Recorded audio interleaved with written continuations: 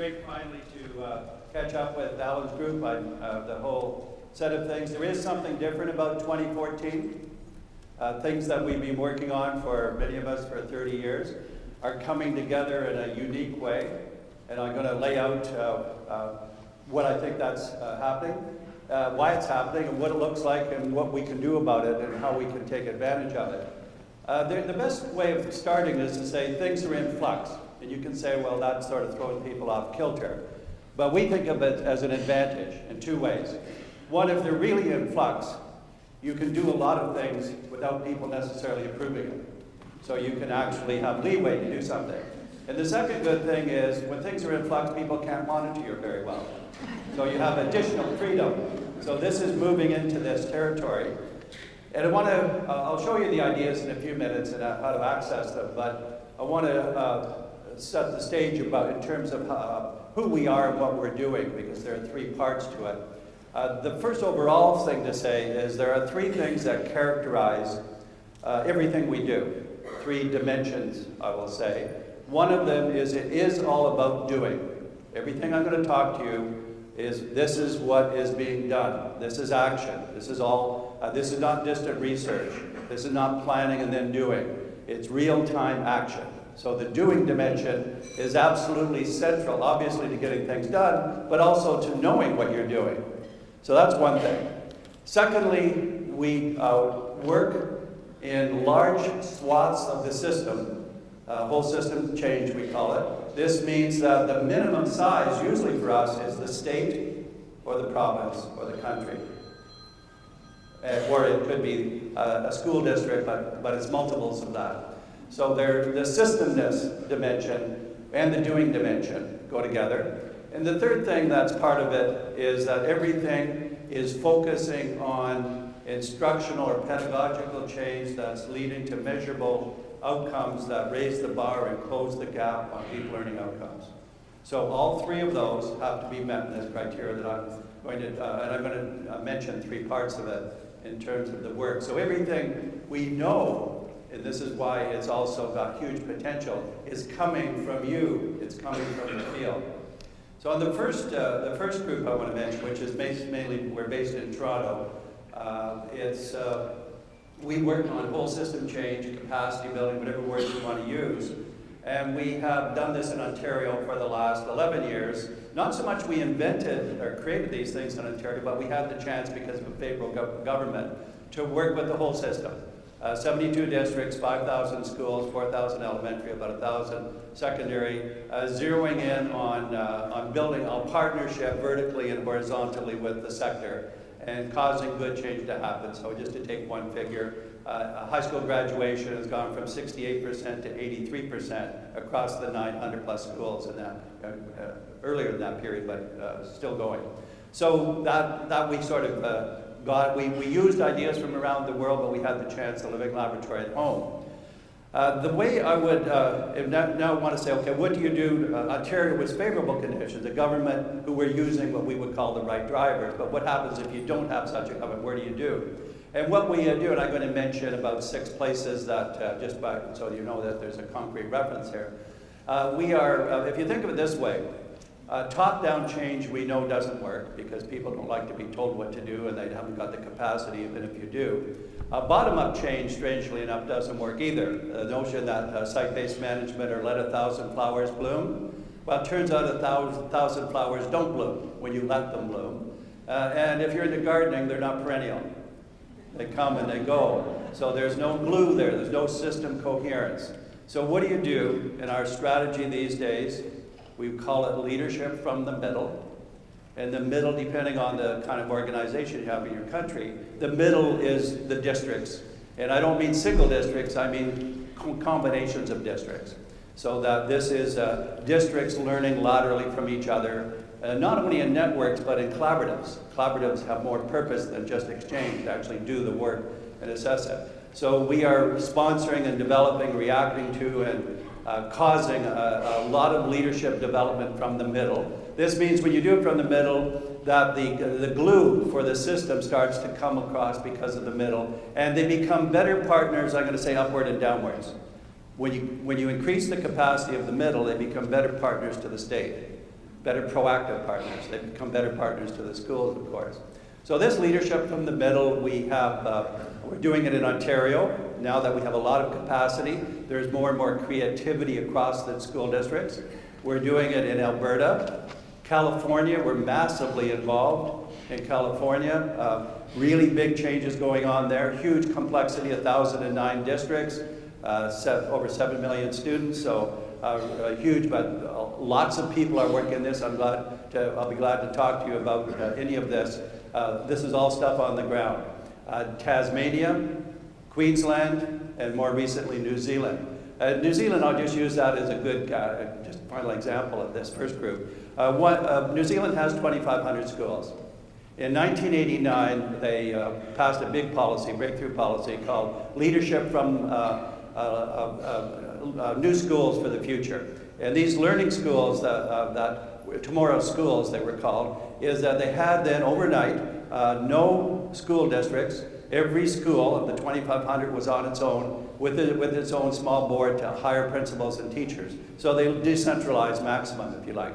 And then in the ensuing 25 years up to the present, what's happened is some schools have developed, others haven't, and the gap has increased between high and low performing schools. So increasing problem for the country. The government recently parachuted in without consultation a new policy, 3 pages, and said we are going to invest $369 million and we're going to create executive principals who will be on the average in charge of 10 schools, a network or collaborative 10 schools, so 250 of these. We're going to have executive or expert teachers who will work with the executive principals. We're going to have lead teachers in every school that will work with them, and we're going to have what they call a change principal, which is any school that has major turnaround problems will have a lot of extra money to hire the best possible person to do this. So you can understand why politicians might do this after seeing not enough happen. But all hell broke loose because the principals and the others said, we don't want this. First of all, you haven't consulted us, and secondly, we don't want this parachuted hierarchical system coming in. So we are working in the following way in New Zealand. We're working with the government to redefine this policy so it works, to help implement the policy, if you like. And we're working with the Principals Association to prevent the policy from being implemented. So if you get the picture, we work both sides of the street. Both sides of the street. In an open way, transparent way, because there is the common ground here. Networks of schools working purposely and well led and facilitated could be fabulous, but they can't be fabulous just by that. So our one group then, let's call it Whole System Change Group. That's one. The second one that we're teamed up, these are all two-way partnerships, is with Andy Hargraves, based here, but all over the world again, where we have, and I'll share the ideas with you, we have the agenda of the professional capital, improving the professional capital of the teaching profession. So we'll talk about that. We're doing that in multiple ways, research, development, tools, application, a lot of different ways. And more recently, his good new book called Uplifting Leadership that just came out.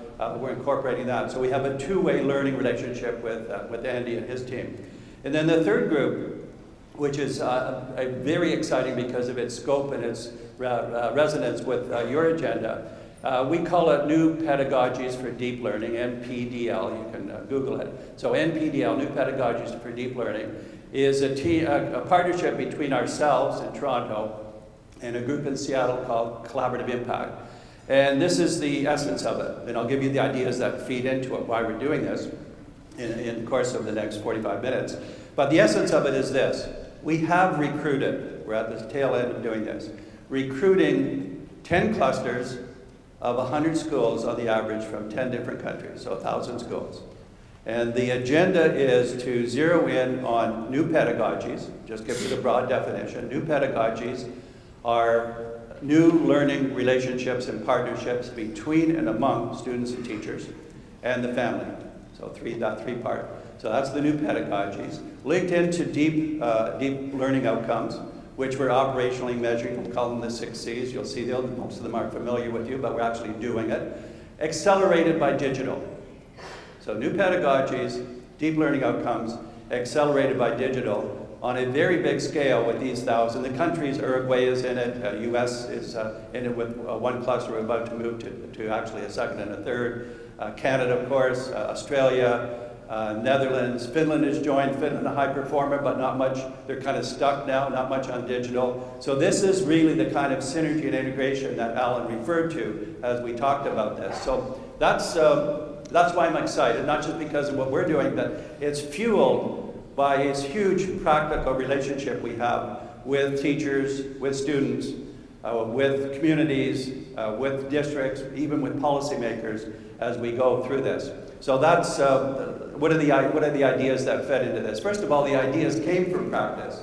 Now we're taking those ideas and making them happen on a much deeper and wider basis. If you want, my website is very user-friendly. You can download a lot of this stuff, including the PDF that I'm going to talk from, michaelfullan.ca. So Michael Fullan, all one word, .ca. CA for Canada and CA for California, because we're there a lot. So we have both. So you can find out the things from there. But I want to start with this, this book on the principles and talk about how we came to frame this. This is a paper, I'll just tell you how you can access it, that started things about 5 years ago. The paper, oh geez, I did all that? It went too far? Okay, this is, you get 2 chances to understand this now. So if you take the, I did a paper called, for a policy group, they asked me to do a paper with this title, Choosing the Wrong Drivers for Whole System Reform. And what's a driver? A driver is a policy. A policy and a set of strategies that's supposed to cause something to happen that's good. A wrong driver is a policy that's supposed to do that, but doesn't do it. Actually, most of the wrong drivers go in the other direction. A right driver is one that actually does create the development. And so you might say right away, well, why do policymakers choose wrong drivers? I would say, pretty easy answer, because they can. Because they can legislate it, because it looks like a quick fix if they're in a hurry, because they can be made to appeal superficially to the public, and if you really want to get sinister, because they don't care so much about the public school system, they just as soon see it get all privatized. So this is, there's a wrong driver mindset that has, in several countries, and certainly this one, which has not only prevented the system from moving forward, but really has caused it to go backwards, to lose ground because other people are moving and they're not. So I'll add the fourth one in a moment, but the right drivers, the way we built our case here, this is deriving from what we've been able to do. We base everything as the center of gravity is on those 4 things. We might change the words a little bit now, but capacity building, or now we call it professional capital, building the competencies not only of individuals but especially groups. Teamwork, pedagogy, systemness, a bit of an odd word, but systemness is when people identify with an entity bigger than themselves. So just take a simple example. When a school becomes collaborative, individual teachers stop thinking about my kids only in my classroom and start thinking about all our kids in the whole school. That's a degree of systemness, and we've done it wider than that. And then on the other side with the wrong drivers, we use some of them as enablers, but think of the left here as this is the kind of fundamental basis of the strategies, and then we revisit the ones on the right. And so I'll just mention the second one for a moment, the first 2 actually. Accountability. We're trying now, we're working with a lot of different people, Linda Darling-Hammond at the macro level, our other places at the school level, which is to move away from one of the worst wrong drivers we have is people step up teacher appraisal as a punitive accountability measure. And what they do is that they develop policies and strategies that are fairly intrusive. And actually, when you think of it, what they're trying to do is get at the lowest 5% of the teaching profession that shouldn't be there, while they piss off the other 95%. That's the strategy, right? It's bound not to work. It's bound actually to go backwards. So we are repositioning teacher evaluation into teacher appraisal, which is developmentally oriented, non-judgmental, we say, but as you do the development, and really getting it repositioned, I think, in a very good way. The second one on individual work, this is a more subtle one, but once you say it, it's clear.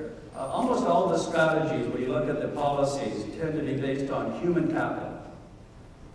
Human capital is to develop the quality and attract individuals to it and develop, etc. Seems like a good idea, but actually cultures don't change just by infusing them with individuals. You actually have to work on the culture itself, the team. And so let me give just a very concrete example about it. This is how we got to social capital. Carrie Leanne, a business professor at the University of Pittsburgh, has done some studies on social capital and human capital, and she measures, what I'm thinking about, only 3 things. Human capital, the quality of the teachers in terms of their qualifications in given schools. One I'm thinking of is a sample of 135 elementary schools in New York City. Social capital, which she addresses with questions like this to teachers. To what extent do you and other teachers work in a collaborative, focused way to improve the learning of all students in this school? And a lot of teachers say, yes, that's the way we work around here. She said, that's social capital. And then she measured math performance September to June. You see where I'm going with this. What she found was, yes, individual teachers here and there had high human capital, got results, but the schools that got the results had social capital. That's where they leveraged, that's where the more results came from.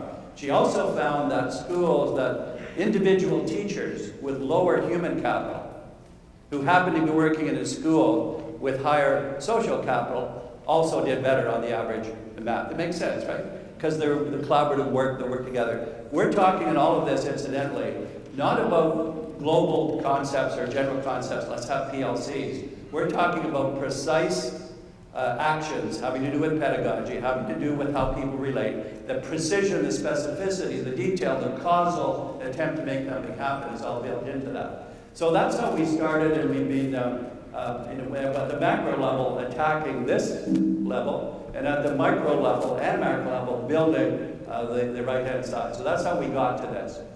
This book on the role of the principal has I call it 3 keys for maximizing impact. And this is really a very good example of how a driver can go wrong. What has happened, and this is how this caused me to write the book actually about 18 months ago, is that people, policymakers and others at districts and foundations started to say, well, yeah, the principal is really important as an instructional leader. So they began then to build up the expectation and the job description. Principals are instructional leaders, that therefore they have to be able to go into this and be very effective at that. And now they've layered on instructional supervisors to oversee the instructional leaders. This is what I call micromanagement madness, because the principal would spend all of his or her time doing this. It never gets it done anyways, and it has limited impact. So let me be very clear with the distinction I'm going to make, and you'll, I think, see it when I give you the solution, is that we like principals to be involved in instructional leadership and instructional rounds and observing, teaching, all of that, for the single reason that they get better at pedagogical knowledge. The single reason is their professional development. We don't like them to spend their time doing that all the time because they'll never get any kind of scope and development. So the part of the 3, I'm going to spend more time on the bottom right-hand one. What does it mean to be a lead learner as opposed to an intensive instructional leader as a principal? And we'll look a little bit at the other 2 as we do that. If you take the lead learner this is the teacher evaluation that's gone amok. And what is the increasing role that principals find themselves in, having to do things that they know in their heart of hearts is fundamentally alienating for the relationship between the principal and the teacher. And it also doesn't add up to much. So there's something really wrong about the fundamental basis. In part of the book at the beginning, I give lots of examples. There's so many examples now, and they're mounting, and they're all in the same, for a good idea, let's strengthen the relationship between teachers and student learning and use principals to do that, but it becomes what I call an odious task. So what's the answer? The answer is that the principals should spend their time differently. It's very clear in the research, it's very clear in all the activities that the principal's role is not, particularly, although they can do this here and there, to influence this or that teacher. Yes, they should do some of that. But their big role is to influence the culture of the school. and actually the combination of schools now, to cause the group to get better. We say in professional capital, if you want to, if you want to change the group, use the group to change the group. That's the essence of this, what is being done. We have lots of videos and things I'll refer to so that you can look at what this does in action.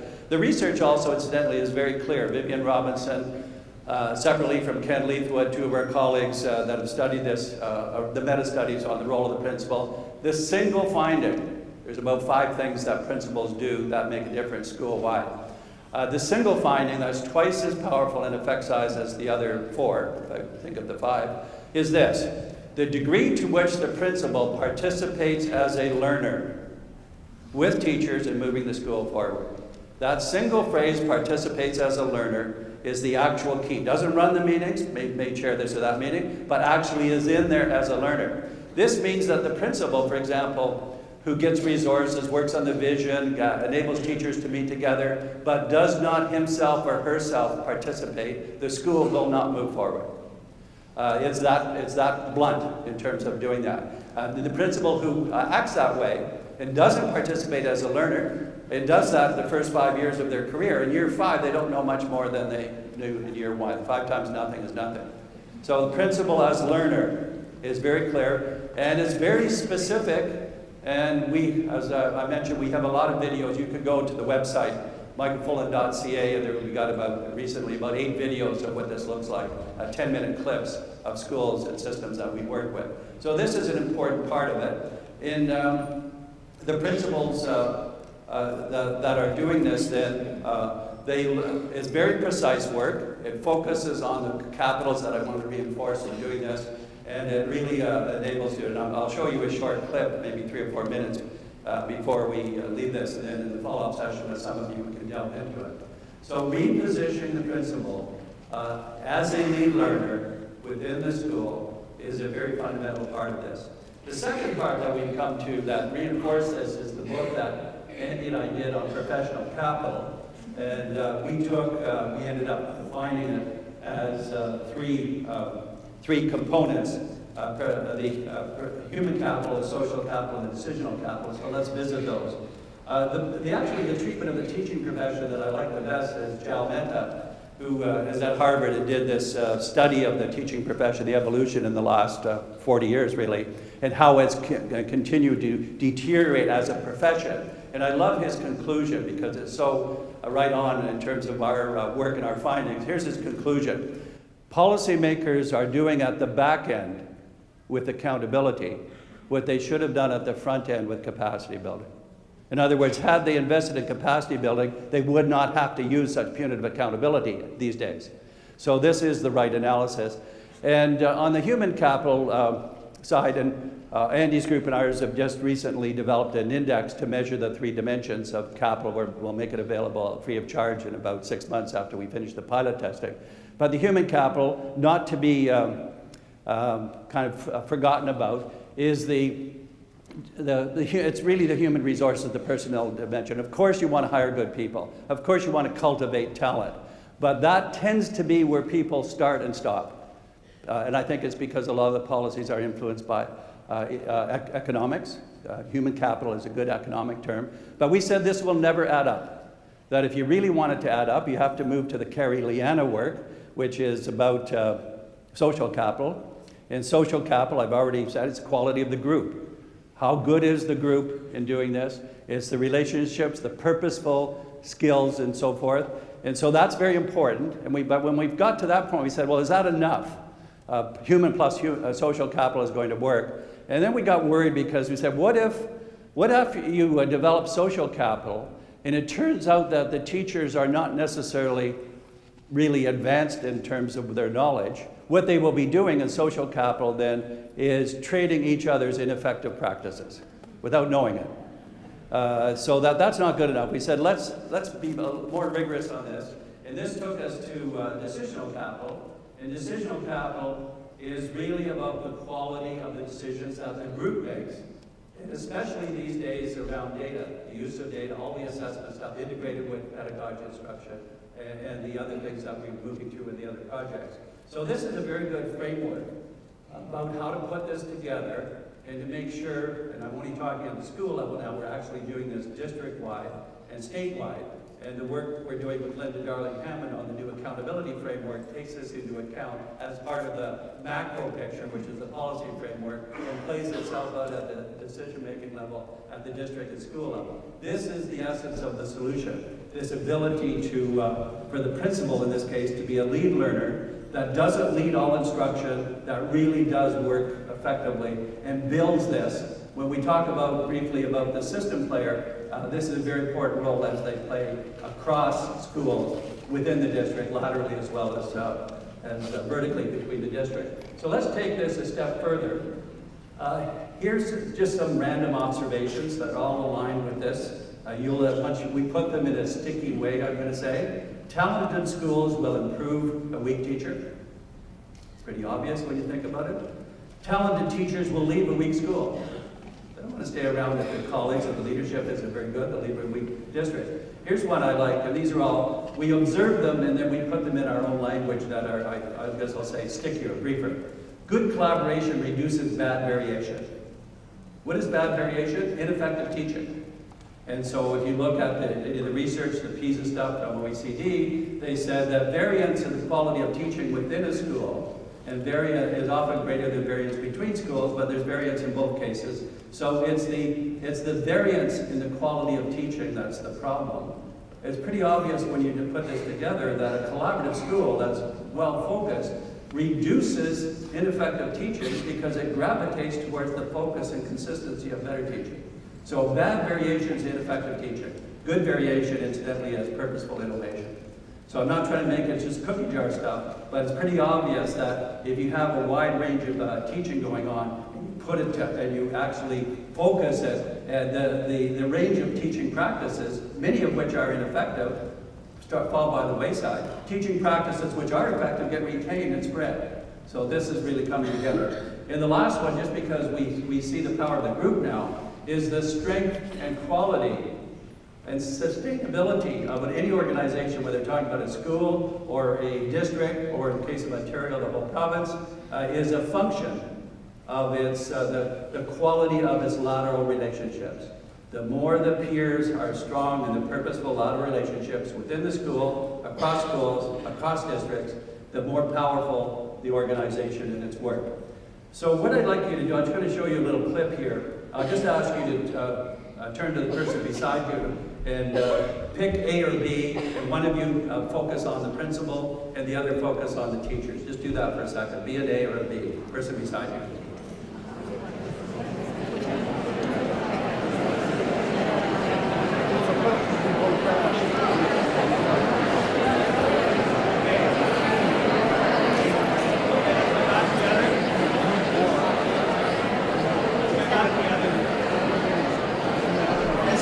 That's not the task. That's only the setup. Okay. So I'll interpret this a little bit with you, but what we have been doing the last 4 or 5 years, we've come into the habit of filming schools and districts that sometimes we had worked with them before, or sometimes not, but they're always using the good ideas. And we select a district or a school, and I'm just going to show you one and show you how you can access about 6 others. We say, okay, here's a school that's doing a lot of the things we think are really coming together, the things I've already forecast with you. And they're reflective of the district policy, and the district's moving this. So I phone the principal, I get an idea, I verify, yes, it's really going on there. We don't script the day. We organize one day. I come out with 2 camera people, and I'm there, but I'm in the background. You'll see a little bit of it. And basically what we do is film the evolution of the day, and we want to see teachers working together, and we want to see what the principal does normally. And so it's not scripted, it's pretty natural. And then we take this 6 hours of filming and reduce it to 10 minutes, and we chunk it for other purposes. So I'll say a little bit more about the interpretation, but this is a school, it's a middle school, just west of Toronto. It's called Park Manor. The principal's name happens to be James Bond. You do not have to be James Bond to be this good. In this case, it's a middle-class school. But if you want to look at some of the others, which have more variety of diversity of demographics, We just posted 3 from Garden Grove, which is a district just south of Los Angeles. 85% diversity, reduced lunch.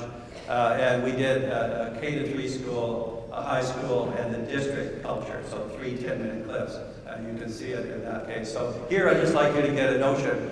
Here's a school that the principal starts a given year, and what's going on is highly individualistic teaching, which means people don't know what each other are doing. It means that some people are doing very good things, but the ideas don't get around. Other people are doing things that are ineffective and it never gets feedback. So that's how they started. They're just a little bit down. But think of this now as how do you change the culture of the school? What's the role of the principal? What's the role of the teachers? And so we'll get an idea of it from there. So James Bond and Company.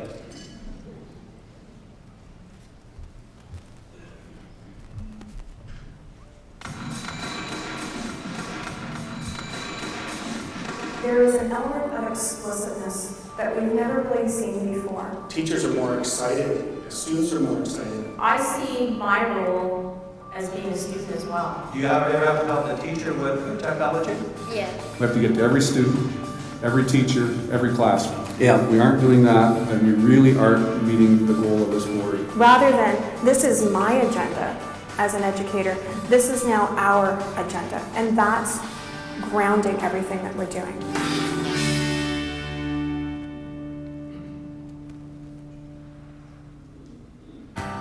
Park Manor is a grade 6, 7, 8 school in Elmira, Ontario. We have a school population of 300 students, grade 6, 7, and 8 with French immersion as well, and 1 congregated developmental education class. The community is a small town community just located north of Waterloo, but our school is fed just from the school community. Waterloo Region District School Board is approximately 60,000 students that we serve, and we have over 100 schools, secondary and elementary, with a variety of different organizations. We really tried to focus on capacity building right across the organizations, and part of that is drawing on leadership.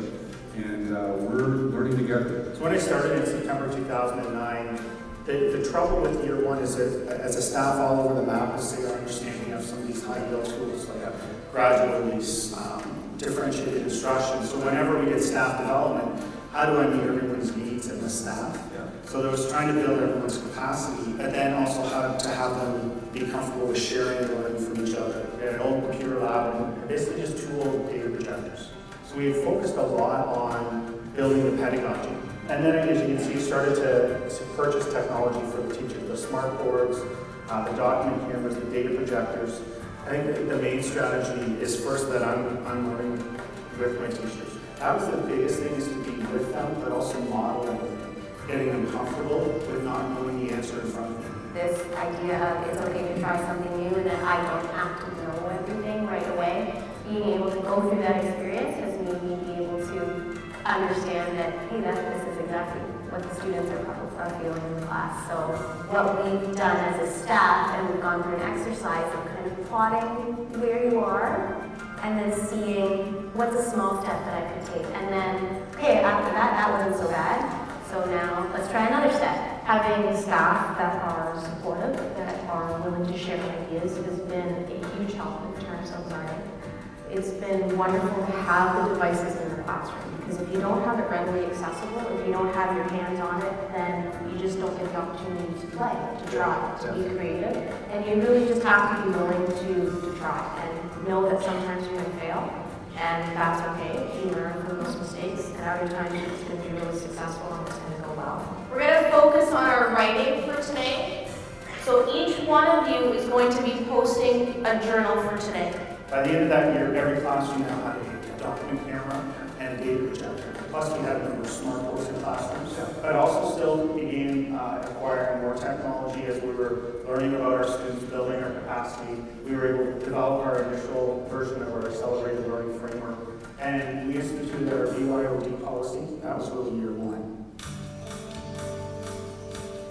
The skinny on the accelerated learning framework is that it is a graphic organizer that links teaching and learning to students.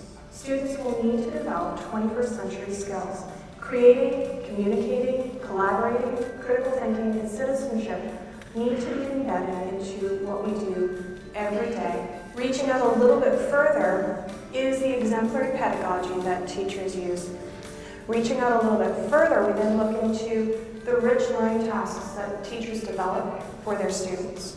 We've been very fortunate to have quite a number of technological tools, but they certainly don't come before any of the other layers, and especially do not drive what's happening with our students. And it doesn't matter whether I'm using pedagogy or tools, if it's not going to help a student, why am I doing it? So it provides a good filter for me. How we do it is we use the framework to help identify what things we can do as a staff, together as a community of learners, to meet this ultimate learning goal for a graduating student. That's really the why, because if we have students come out like this, they're going to be successful in whatever they do. Okay, just take 4 minutes, 2 minutes each, person beside you. Whoever had the principal's role can say, this is what I observed, and then the teacher's role can reciprocate. Just go ahead and do that with your partner.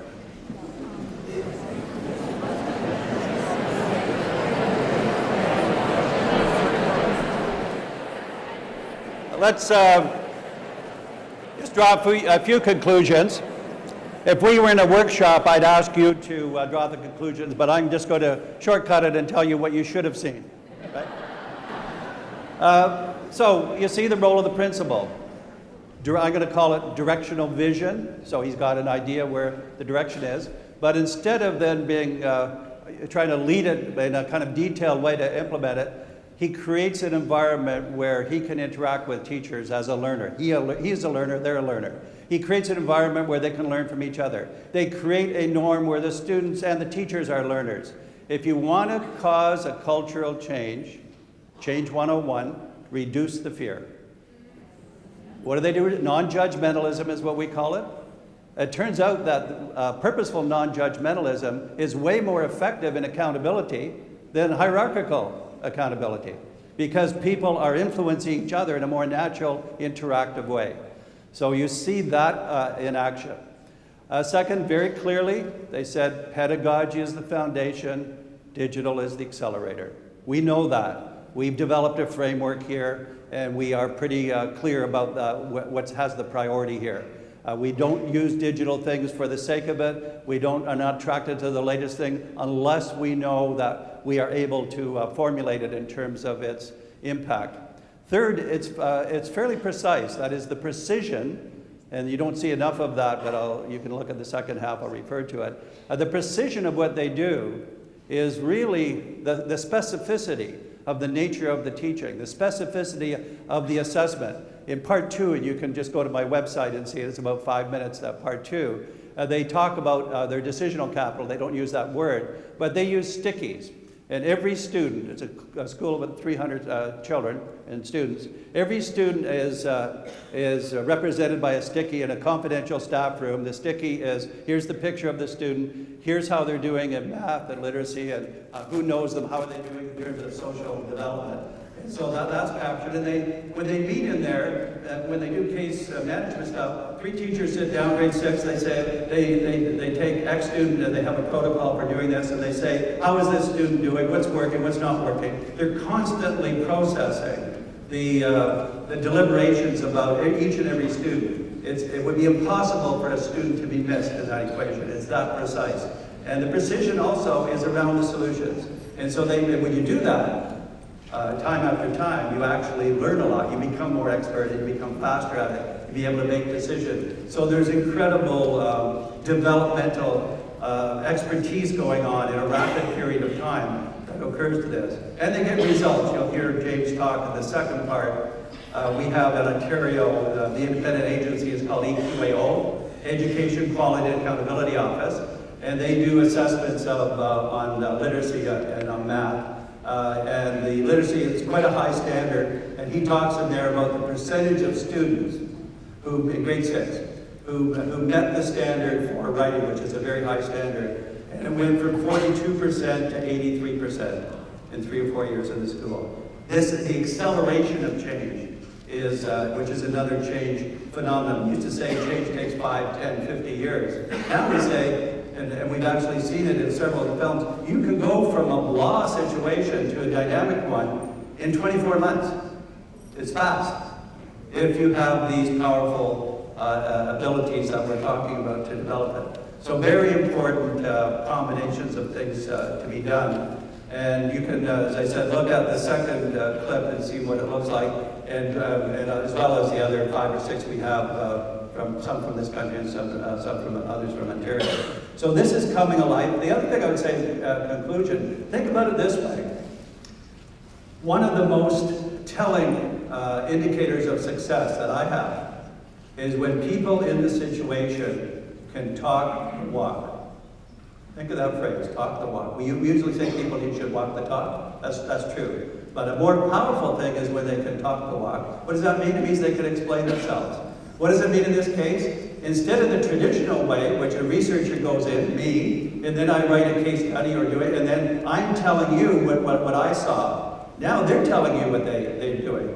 They are very articulate. And the more articulate you are, the more influential you are with yourself in terms of clarity and subsequent, and the more effective you are across, of course, because if you can explain yourself, if you're constantly talking about how are we doing, what are we doing, why are we doing it, how are we getting better, you just see the quality of the organization develop in combinations. And we're now seeing this happen in whole districts and across districts. So, this slide I have up on the screen now is it's stacked, obviously. But my question is, what of those 3 strategies has the greatest impact on teacher learning? I've stacked the deck, obviously. Teacher appraisal. Why would that not have much of an impact?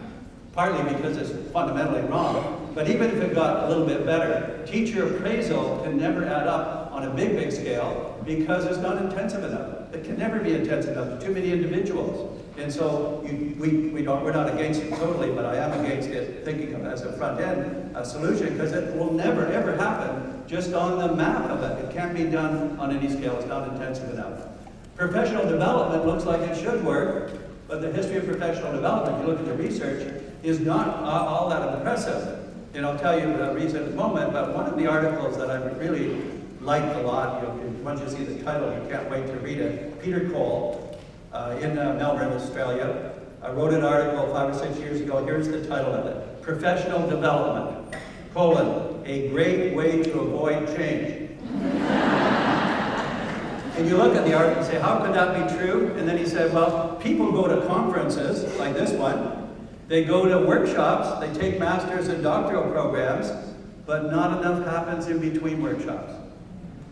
That's why it doesn't work. Even if the ideas are good, first of all, quite often the ideas don't mesh with the interest.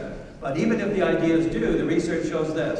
You get the knowledge at the workshop, if it's a good one, but then the knowledge wanes because you're not putting it into practice collectively with others. It wanes, without question. So it's not to throw out professional development, and it's why we actually come to professional capital, professional learning, is to flip this on its head, this chart, and say collaborative cultures are the power of learning for teachers.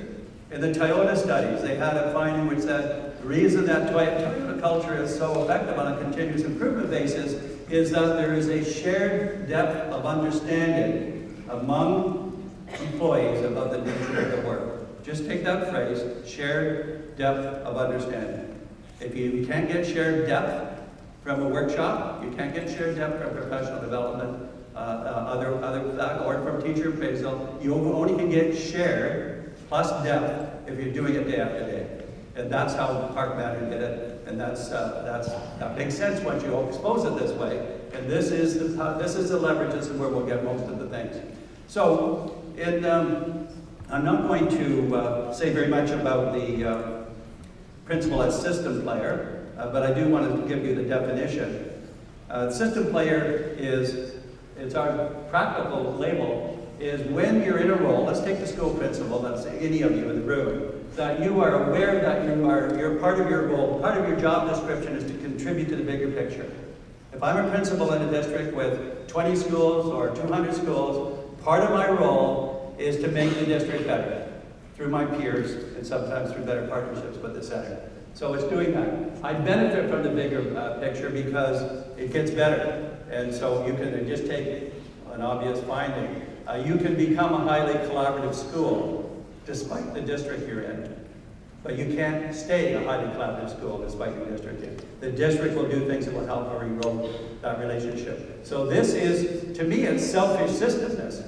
Because if I can make my immediate system better, I am better off. I get better ideas, I get better resources, I get less grief, all of those things. That's what we're seeing come alive in our capacity building work. Whole system reform, whether it's Garden Grove or Long Beach or Sanger, the places we work in California, or in Ontario, York region, all of those districts, it's the whole district that people are identifying with. They're doing specific work and they're getting very important things of it. Let me give you another new thing we just did. It's this. And this, I hope you can think of your own innovations you're dealing with. Let's take digital innovations or whatever ones you're talking about. And what I did simply is take a 2 dimensions of an innovation. And I said, one dimension is the degree of explicitness of the innovation. How explicit or precise or specific is it when you look at it? Some are quite vague. So you see a general statement, who knows what it means? And so how explicit is it? In the second dimension I took, what's the quality of the change climate, or the quality of the change process? And you'll see I've defined them at the bottom there for those dimensions. Explicitness, other words for it are specificity, precision, data, evidence, change climate, non-judgmentalism, innovation, collaboration, and leadership and trust. So let's start filling in and visiting the quadrants. The top left-hand one here, which is you have low explicitness but a high change climate. People getting along. What this means is that people are getting along well, but they're not doing anything. Right? They're congenial. And so what label would I give it? The obvious one, superficiality. Right? That's what we have. We have a pretty good climate and people like each other. But when you put up, because we put up this high standard of what's happening by way of implementation, by way of linkage to results, this is about rigor, this is about performance, this is about getting something. If we go to the bottom left-hand one, probably we don't have so much of this, but this is when you have low explicitness. This is kind of the teacher behind the classroom door tradition. And this is what we might call accurately inertia. Things go along. If you're doing well, you probably keep doing well. If you're not, you don't. Nothing much changes because there's no connection points. And you start to get more interesting when you get to the bottom right-hand one, which is now explicitness is quite high. And I'll give you a concrete example. We evaluated in the late 90s, early 2000s, the literacy numeracy strategy in England, which Michael Barber, Tony Blair, and others developed, using the change knowledge, using quite a few things. And they applied it to, on a large scale, the whole country of England, 20,000 primary schools. And they developed a lot of specificity around the literacy solution. And they ended up calling it, I'm not sure whether they're bragging or complaining, but I'm going to call it complaining from my point of view. They ended up calling it informed prescription. Beautiful phrase. Informed prescription is they did their homework. They got informed. They started to get precise about what it should happen by way of literacy. But they didn't do other things. They got pushy on the implementation. And if you get really good at informed explicitness, you actually, in a loose system, you get short-term results because the system was loose, it gets tightened up. But then it wanes and goes the other way because there's no ownership. So we call it what it is, a resistance, right? This is a dilemma in the change process. You get to the one that we're in this room looking for, and what I'm advocating is depth. And you get depth when you combine explicitness and the change climate. Another way of summarizing the change process is to say a good change process shapes and reshapes the quality of the idea as it builds capacity and ownership. You see the process at work. You see the ownership and the capacity happening. You see the idea getting shaped and reshaped. It's these two dimensions interacting. So, principle as change agent, which is the third dimension. These are looking more closely at the skills of change agents, if you like that language. And my definition of agent of change is somebody who can move people and organizations forward under difficult circumstances. We call it motion leadership. You've seen some of my books on motion leadership. It's the ability to move the organization forward under complex circumstances. Another way of defining it is good motion leadership is when you cause someone to change, who didn't want to change in the first place, and thanks you afterwards. It's not manipulation, it's not that, because it's ownership. There's a lot of ways of power of the peers happening. So this is, I want to take up a couple things. You can read the chapter in the book on the skills, but I want to take up a couple of dimensions. Here's one of them. It's not really just Steve Jobs, it's the point at the bottom. What's the relationship between passion and skills? Well, I'll visit this because this is really starts to open up something. Passion, separate from skills, and then eventually saying we need both. What's the sequence here? What's going on? Here's the skinny, as we call it, on that. Passion without skills is dangerous. I would not want to work with a leader who was highly passionate but didn't know what they were doing by way of the change process and leadership. So it's rather ironic to say it this way, but it's possible to have too much moral imperative. If all you have is the passion and you don't have the ability to develop the group, that's too much moral imperative. The other and the more helpful thing, and I've got this from some of the literature that's not well known, this part. The more interesting thing is, what if you don't have passion? Probably you should. What if you don't have fire in your belly? The least helpful thing I can do is say to you, be more passionate. Right? What are you going to do with that? Are you going to get up in the morning and whip yourself into a frenzy as you go to work? But here's the more practical response. If you don't have fire in your belly, yeah, you care. The best way you can get it is to develop your skills. Skill development is the route to deeper purpose. If you develop your skills of the kind we're talking about, working together, zeroing in on this, you will find you care more because you're able to have bigger impact. It fuels your moral purpose that may be very strong and all the better. It may be kind of you had it, but it kind of waned because of the circumstances, but it reopens the two-way relationship between skills and passion and does a very, it's also practical because anybody can focus on developing their skills. It's harder to focus on whipping up your passion. So skill and passion together. The second thing, we have both Andy and I, in his new book, Uplifting Leadership, one of the skills of the 6 that he has is how in uplifting organizations, that is organizations that did especially well under difficult circumstances, that there's a push and pull dynamic going on. And this is what we have also in our professional capital. It's basically, and I'll illustrate it again with another list in a moment, but think of it this way. If you're going to be effective as a leader, you have to be capable of being both pushy and pulley. If you're only pushy, people won't accept it. If you're only pulley, it won't be enough rigor. And I like this table just for reminding you can do this for yourself, but if you take the enabling side, and this Kaplan Kaiser talk about his virtues and vices in terms of his effectiveness, the enabling side, you could say, well, a leader that empowers, listens, and supports, that's it.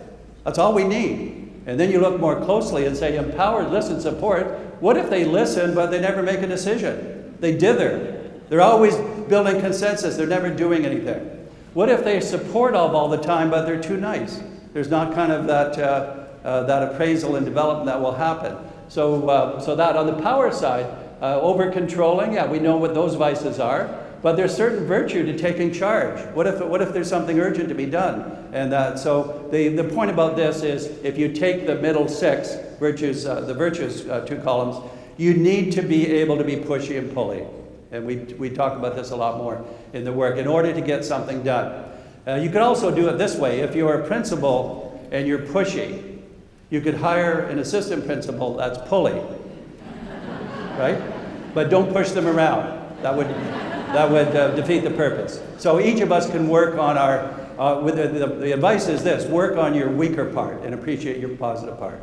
If you're pushy, appreciate that. Somebody's got to be demanding, but also build up your the other side. So that's one. The second one is also in the book. There's a guy whose name is Lyle Kurtman. He's actually based in this state, in Massachusetts. And he's been developing and working on the competencies of leaders, especially effective leaders. I like it because it's ground up stuff. So we've teamed up now, and I've used his 7 skills in the chapter on the change agent skills. So I want to just comment very briefly on them as we talk about them because they actually make the push and pull come alive. So remember, he's found leaders who are especially effective at getting results with students on a large scale. That's the criterion. So this is not an order of how you would do it, but he said leaders who are especially effective challenge the status quo. Say, this isn't good enough. We've got to change it. We've got to do something about it. But they don't just challenge the status quo, which would be pushy, without figuring out how do I work with the group and develop everybody's commitment. So they do other things. They build trust through clear communication expectations. We all know that trust is key, but it doesn't really kind of begs the question, because the question is how do you get trust if you don't have it? And you don't get it by saying, please trust me. You get it by naming it, modeling it, and monitoring it. That's how James Bond got it. He said, trust me, I'm going to build a climate of non-judgmentalism. I'm naming it. This is the climate. I'm going to model it myself by being a learner. And we're going to monitor it. How well are we doing on this dimension? And that's how they do it. They change the norm within 2 years, just by being that explicit. The clear communication really what we're working on now is how to solve the problem of multiple initiatives and overload. You could call it focus. We prefer to call it coherence. How do you build strategies that are coherence-making, which means shared depth of understanding about the goals and the performance? Creates a commonly owned plan. This is the implementation plan. I still love the best version of it is what Doug Reeves said several years ago, found also. The size and the prettiness of the implementation plan is inversely related to the quality of implementation. Factually, research-wise. And we see this all the time. The implementation plan that's 20 pages long, it looks great, PowerPoint. What it does is, a school district called me a couple of years ago, said, we're using all your ideas, we have 41 schools, but people are running out of energy, I'm afraid they're going to give up because we're not making progress. So I said, send me your district plan, we will work with you. He sent the plan, it was 31 pages long, it had 16 goals, and it had 8 things across the top of the matrix about who does what, when, evaluation, resources. And there's nothing I could object to it when I read it, but then I said to myself, if I go out there and I ask any 3 school principals, tell me about the district-wide plan, what will I get? If I ask any 10 principals, what will I get? So we said, reduce the plan to 3 big goals. They had no trouble doing that. We did 6 sessions with them. They'd been flatlined for 4 or 5 years. They went up 8% in literacy the very next year. They did it. We didn't do it. They did it because we enabled them to focus. So here's the skinny on the implementation plan. It is easy to remember. The implementation plan, strangely enough, is not for the planners. It's for the implementers. Once you say it that way, what does it have to mean? It has to be actionable, it has to be sticky, it has to be understandable, it has to be alive. And you can do this on 1 page or 2 pages. It's the action that's purposeful doing that. Park Manor, I don't even know whether they have an implementation plan, but if it is, it's 1 page. It's that diagram that they developed. So this is an important part of that. Then the sense of urgency about data, just increasingly in our new work on assessment, we are figuring out, you are figuring out, yes, how to use data explicitly, but how to use it for growth and development, not for accountability, and it gets built in as accountability. So how to make that shift so the center of gravity again is for development. Focus is on team over self, very important. Builds the social capital, in other words, feeds into sustainability, sense of urgency for results, commits to continuous improvement. Let me make a comment about it, which is this. Here's a way of thinking about it. Research is pretty clear. Leaders have a more favorable opinion of themselves than their followers do. Therefore, you better improve, because you're not as good as you think you are. Be a learner. Improve. And then the last one, this is very interesting given all the intensive micromanagement that I talked about, is that Lyle found that school principals that were connected to purposeful collaboratives outside their school got better results inside their school than principals who stayed home and only were inside the school. That external connection, this is findings, this is research, made a difference in the quality of the work. So dealing with resistance, I'm not going to do that. I'm going to just finish with this. This is the work we've done on linking together the 3 things of change knowledge, which I've been talking about, pedagogy, which you've seen, and technology, we now use the word digital for that. I did this 2 years ago in a book called Stratosphere, where I said these three dimensions, these three domains of knowledge and strategies have grown up increasingly, and they've got stronger and stronger in many ways, but they've grown up independently of each other. So what we have to do is synergize these three things. It's a good way of summarizing it. And this is what we're doing in the NPDL project, which I'll end with. But I just want to show you a 30-second clip here, just to prove to you I haven't gone over to the other side and embraced technology or digital only. So here's a little reminder about that this is not the case. So let's take a look, 30 seconds.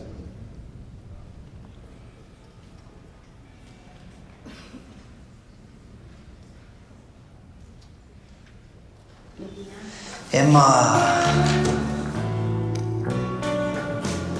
Huh? Emma. Emma. Emma. Emma. Emma.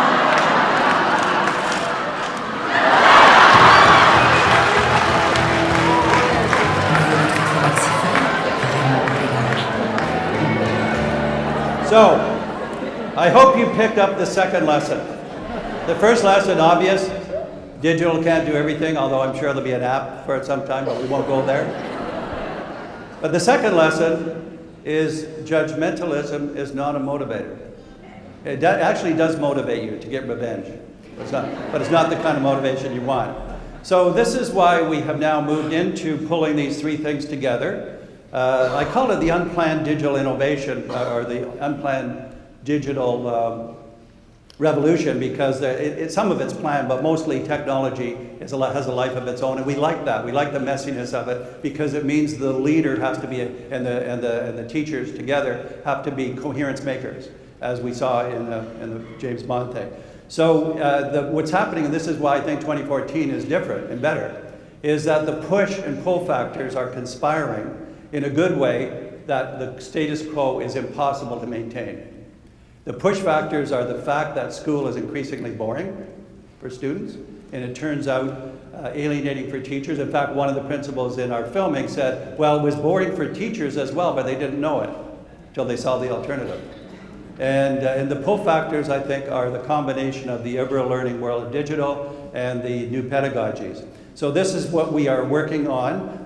Think about the boredom here. I'll give you two just reminders.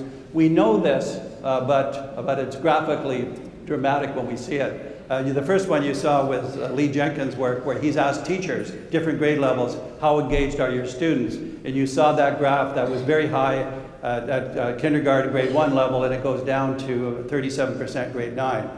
Here's Russ Qualia's work on the student voice. He's just publishing his book with Corwin on this is actually asking students. You see the disengagement increase as it goes from grade 6 to grade 11 in this case. So what I said in Stratosphere, what we're implementing now, I said the solution has to meet at least these following 4 criteria. So the solution has to meet these criteria. It's got to be exciting, irresistibly engaging for both students and teachers. This is the new pedagogy. For everybody, this is not just flipped classrooms or project-based learning, which only is a portion. This is the whole thing we're talking about. Secondly, it's got to be elegantly efficient and easy to use. That is the access to digital. Equitable, easy, easy to use and process, not to get hung up on that. Third, it's got to be technologically ubiquitous in terms of its availability. This means the school day is not 9 to 3. School exists, but now the school day is 24/7, basically. That's what we're seeing in the schools we work with. And the fourth one is having to do with the way in which the work is steeped in real-life problem solving. So to end where I started at the beginning with one of our projects, the new pedagogy is the learning partnership between and among students and teachers and families. We've added, what is that tripartite relationship? And then we started to look at the new pedagogies, and we're developing rubrics now around the new pedagogies and I'm joining tomorrow with John Hattie and his group in San Diego. But here's a way of thinking about it. John Hattie, you probably know in the visible learning work, has done these 1,100 meta-studies, and he's looked at 60 instructional practices and sorted them out according to which ones are most, have the biggest effect size on student learning and engagement. And here he's clustered 2 sets. Teacher as facilitator, effect size 0.7. He said anything below 0.40 is not worth looking at. Above 0.40 gets increasingly interesting. And just a couple of comments on this. One is the teacher as facilitator, 2 points. One is you see some digital elements in there, but they're associated with weak impact. Why is that the case? Here's my hypothesis. Because they were taught poorly pedagogically. Because they were used superficially pedagogically. That's why the weak association. Second one is that, if you put it this way, teacher as facilitator, guide on the side is a poor pedagogue, too passive. And now what we're working is to flesh out the teacher as activator, just not around these pedagogies, but around the learning relationships. What does it mean to be an activator, change agent, designer of learning? Teacher is more important now with digital than ever before, but the skills are important. We've linked it to deep learning outcomes. You can have your own list on this. This is ours. The 6 C's, the 3 to 6 are the ones we usually think about as the 21st century learning skills. And character education, the personal qualities of integrity, hard work, resilience, count on people. Citizenship is how you appreciate diversity locally and globally. We have rubrics on all 6 of these now, and in our project with the 1,000 schools, this is what the schools with us are developing greater specificity on a very wide scale about what the pedagogies look like, what the outcomes look like. And if you think of it as a full picture, here's the full picture. We're starting with the learning partnership. We're jumping into, we're creating the surrounding infrastructure, those 3 that are school condition, cluster condition, system conditions. What this means is that the school as a cultural climate is has strong affinity with this. Cluster conditions are, for us, because we have clusters and cluster leaders, we need the combination of what are the clusters doing, what's leadership look like, how do we make sure it's going to happen, and the system conditions are policies and infrastructure around access. So this is, although it sounds big, and it is big, we're actually doing it by doing it. And just to finish then, I guess I'll say that, call it positive contagion, that we see change happening rapidly. Within 2 years, early in the 3rd year, and maybe a little longer for a district, but not much longer, because it happens because when people gravitate, teachers and students, and parents for that matter, to things that are intrinsically interesting, when they pursue it in a non-judgmental culture, so it's a learning culture, when they have some say in its evolution, shape and reshape the nature of the change, when they are developing ownership with others, and when they do the development. This is our last diagram we've done on this. We're going to change technology to digital at the bottom. But this is that as you can see, we're formulating its elements by doing and having people within schools and systems do those, so that the formulation is co-developed between ourselves and the 1,000 schools in this case we're interacting with, but many more after that. So let me just close within the next 60 seconds and say, there is something different about 2014, that I actually think the chaos and the ambiguity around Common Core state standards, if you're in this country, or other ambiguity around the world, I think that the wrong drivers are on the run. We are seeing more change and more receptivity to the appreciation of the right drivers and the eradication or reduction of the wrong drivers. California, the governor, really good on this. And then certainly the districts. We are seeing greater ownership come about because of this leadership from the middle, where districts and schools within those districts, not only as in individual districts, but in connection with clusters of other districts, are really learning from each other, and they're driving the agenda, and they're connecting it to the bigger picture. They're making coherence. They're filling the gap. They're taking advantage of the push-pull dynamic now to move in there and create something new. And so this next 2 years, 3 years, and more, but let's short term, is really going to be fantastic. Thank you very much for having me today.